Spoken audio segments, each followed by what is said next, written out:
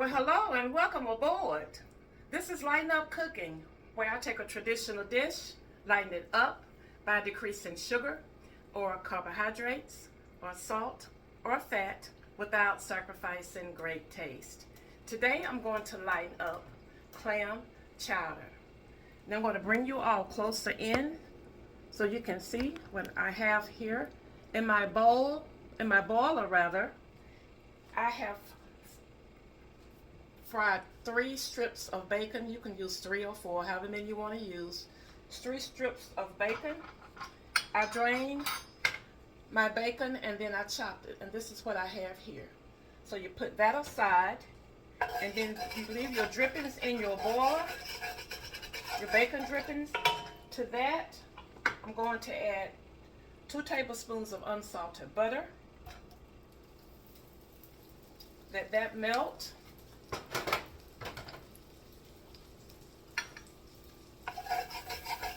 And you're going to kind of scrape the bottom of your pan to get all of that, bacon dripping blended in with your butter. Just like that. To that I'm going to add 1 cup of chopped onion. And these are sweet onions, but you can use any onions that you like.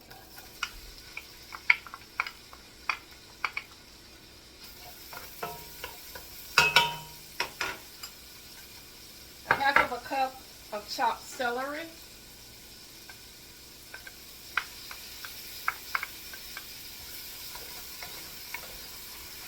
And let that cook for a few minutes.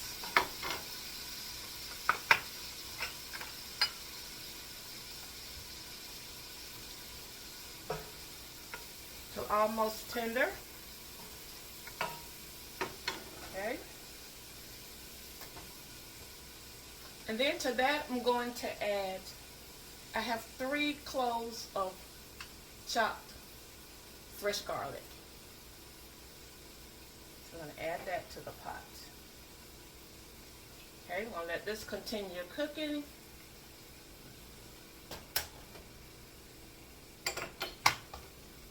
Give it a stir.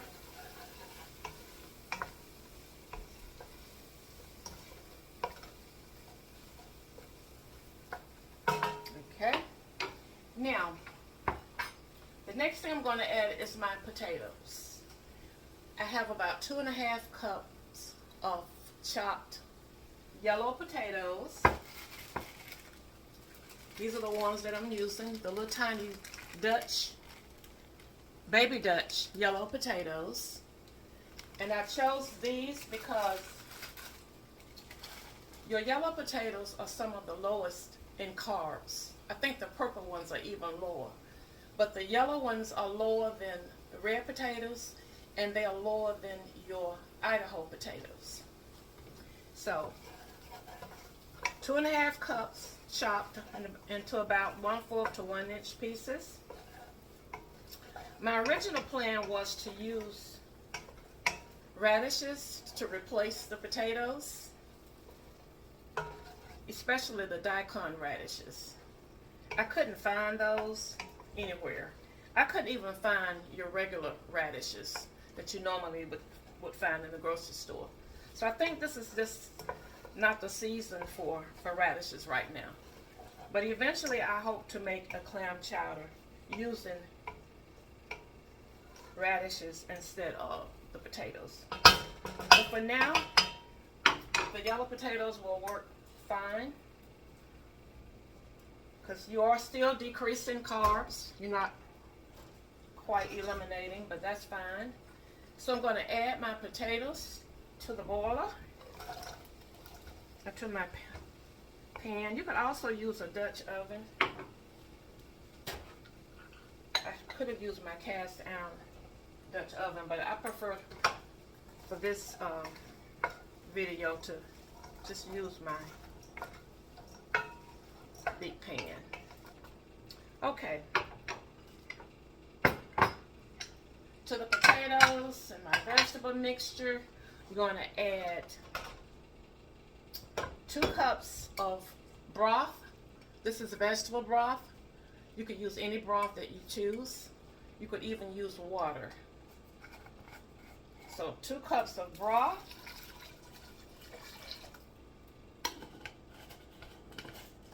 A half of a teaspoon of salt.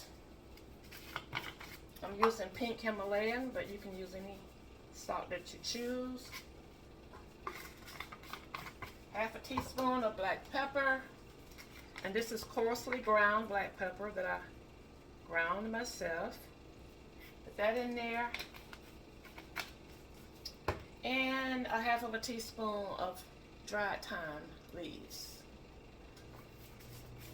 But feel free to use whatever seasonings you like at this point. Whatever you choose to add. There's no limit to what you can add to your chowder. All right. So now I'm going to bring this to a boil. And then I'm going to let it simmer for 10 to 15 minutes uncovered until my potatoes are tender. Okay, and while this is cooking, we have to make our thickener. So what I have here is 2 tablespoons of arrowroot. Bob's Red Mill arrowroot, which is a thickening agent. And it's very low in carbs. So 2 tablespoons of arrowroot. You could also use cornstarch if you wanted to. Or you could use the xanthan gum, which you all have heard me talk about a lot. But with the xanthan gum, you just need a very small amount, probably about a teaspoonful for a dish this size. So I'm going to use the arrowroot. To that, I'm going to mix, I have 2 cups of milk. I'm using almond milk, but half and half would work. Skim milk, 2%, whatever you want to use. To lighten it up, I'm going to pour a little bit of my milk in with my arrowroot. You're going to give that a good stir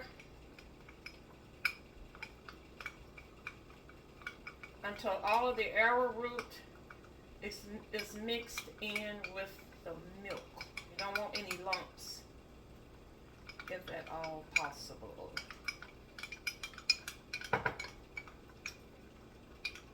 Okay. So now we're going to slowly pour in the mixture.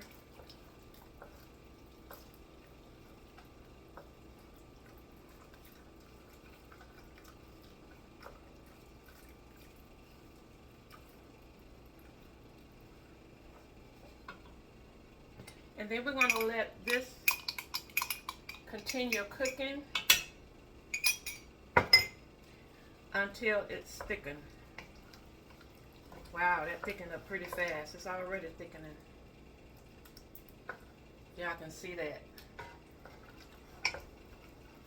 Yeah, it's pretty thick already. Okay, the next thing is we're going to add in our clams. Now what I'm using is canned clams. I have 2 6.5 ounce cans of chopped clams. This is the Snow's brand, but any brand would work. And you're not gonna drain them. You want the juice and all.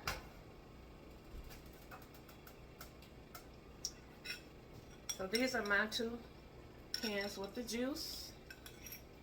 And so we're going to pour all of that into the pot. I'm going to stir that around.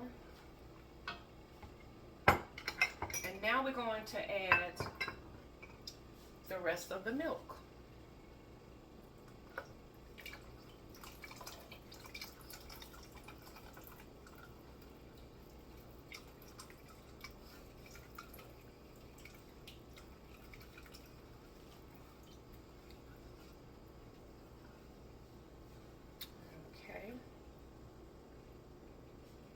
And then we're going to let that cook for a few minutes. 2 or 3 minutes. Okay, so I let this cook for about 2 or 3 minutes, just kind of simmer. I didn't let it boil. I went back and added a little bit more salt. And I also added, and this is strictly optional, but I added some white pepper, ground white pepper. That gives it a whole different flavor. But that's up to you if you want to, whatever seasonings you want to use. Okay, now it's when we add in our chopped bacon. And y'all, this smells so good.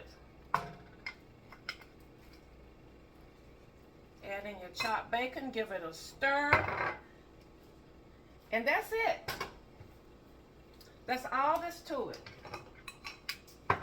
So now we're going to do a taste test. Let's just take some out. Like that.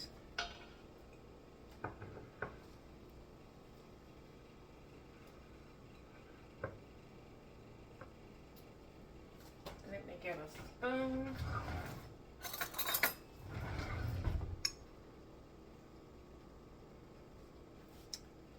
That's what it looks like, you all. And you can garnish it with whatever you choose to. You could put some green onion, chopped green onion. You could put some extra bacon, probably some cheese if you wanted to. I'm using some chopped chives. Just sprinkle some on top. Just like that. And I'm going to bring you all up. A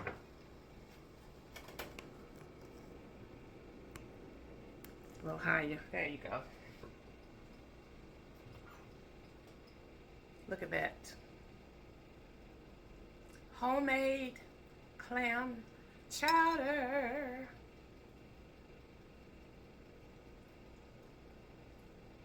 Mmm.